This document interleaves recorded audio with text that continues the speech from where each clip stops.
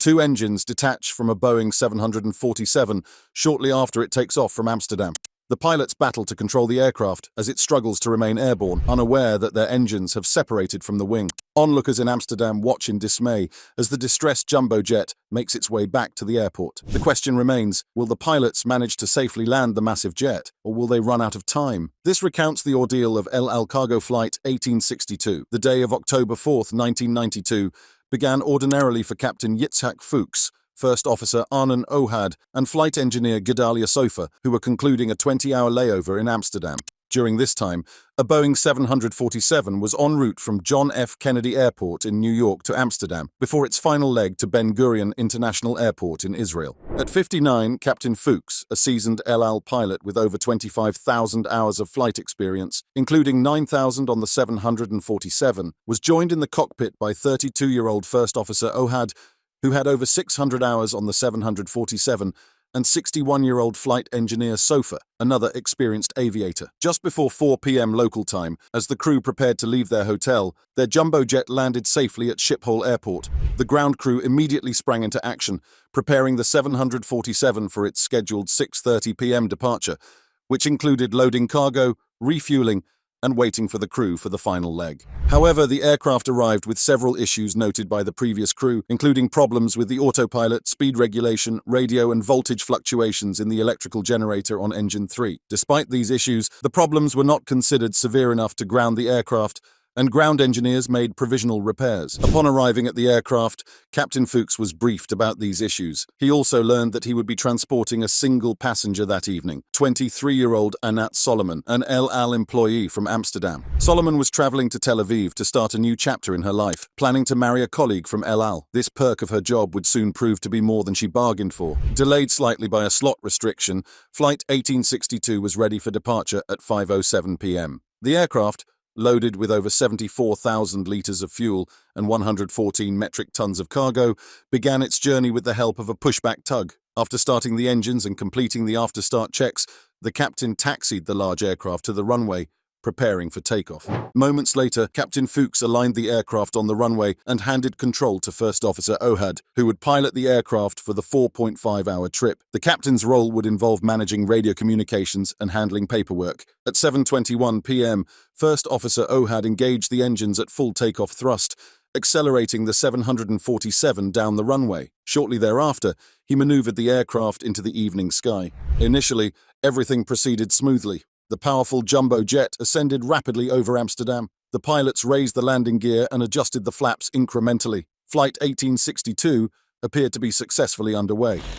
Shortly after takeoff, at an altitude of 6,500 feet, a catastrophic incident occurs when the inboard engine on the right-hand wing detaches without warning and collides with engine number 4, causing both to dislodge from the aircraft. This unexpected event plunges Flight 1862 into a dire situation, as a tranquil evening quickly turns into a perilous ordeal. In the cockpit, alarms and warnings activate as the pilots are stunned by the sudden loss of 2 engines. Despite their extensive training on engine failures, including scenarios involving multiple engine losses, the reality they face is unprecedented. To complicate matters, the pilots are unaware that the engines have completely detached, something not visible from their vantage point nor indicated by any instruments, which continue to assume the engines are attached. Captain Fuchs, with his vast experience on the 747, takes command from his less experienced colleague. He urgently needs to utilize all his skills to navigate this crisis. Amidst the chaos, the first officer sends out a distress signal, reporting the loss of engines 3 and 4.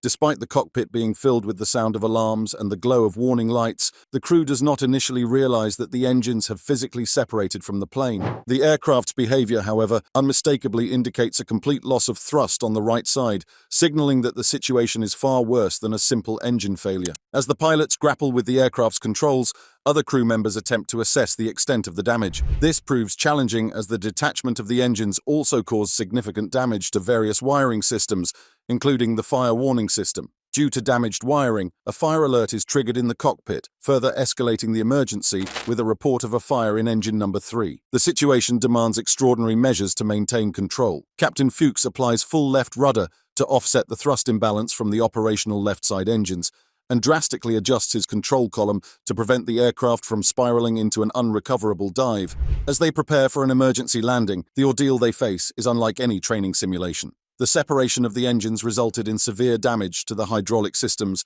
that control critical flight surfaces like flaps and slats, limiting the plane's maneuverability to one direction only. Moreover, the outboard aileron on the right wing is incapacitated, merely floating in the airstream, adding significant drag and exacerbating the aircraft's yaw to the right. This explains the substantial efforts required by Captain Fuchs to maintain even minimal control over the aircraft. The compromised state of the aircraft means that even aligning with a runway presents an immense challenge. The crew faces a drastically altered control response, forcing the captain to exert significant physical effort to steer the aircraft towards the ground. Amsterdam Air Traffic Control, fully aware of the gravity of the situation, provides guidance and clears any runway for emergency landing, emphasizing the urgency as the aircraft is merely 7 miles away, yet improperly positioned and configured for a landing. With the aircraft too high and too fast, and with no practical way to decelerate or properly prepare for landing, the crew faces a series of almost insurmountable hurdles to safely land the plane. The air traffic controller directs the 747 on an easterly course, intending to perform a full 270-degree turn to align the aircraft with runway 27 for landing.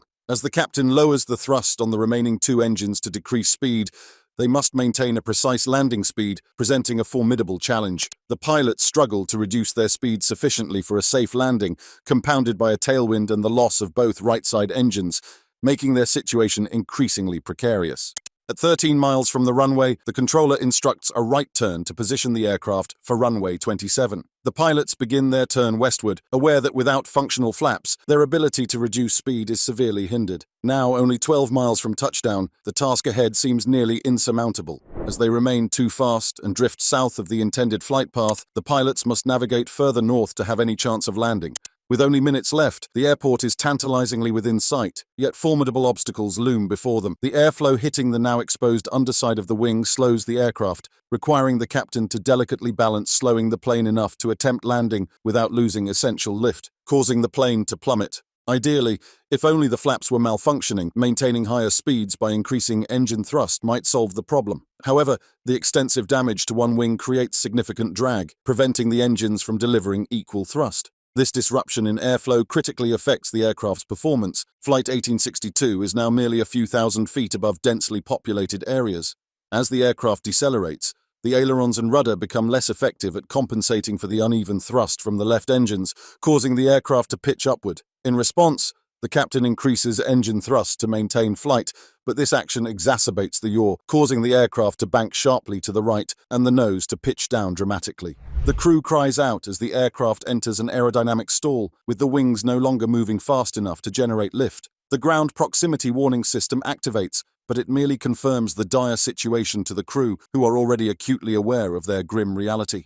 At this critical juncture, there is nothing more the crew can do to avert disaster. At 6:35 p.m., the massive aircraft crashes into an 11-story apartment building just 8 kilometers from the runway, unleashing a massive fireball. This catastrophic event devastates the Biel-Mimir neighborhood, resulting in the deaths of all 4 crew members and 39 people on the ground. In the disaster's aftermath, determined investigators begin to piece together the sequence of events. They identify a critical flaw in the 747's pylon design, a problem anticipated by similar incidents in the past. Over numerous flights, repeated stress and vibrations had caused cracks to develop and expand, eventually connecting. Shockingly, Boeing, the aircraft manufacturer, was already aware of these issues before Flight 1862 left Amsterdam. In the 15 months preceding the crash, 3 other 747 pylons had failed during flight, leading to 2 fatal crashes and 1 serious accident. The U.S. Federal Aviation Administration had issued multiple airworthiness directives concerning this defect, which called for both redesign and regular, rigorous inspections. Unfortunately, these measures were insufficient to prevent the tragedy of El Al Flight 1862. Nevertheless, this disaster sparked significant safety reforms, becoming a part of the ongoing evolution of safety improvements in commercial aviation.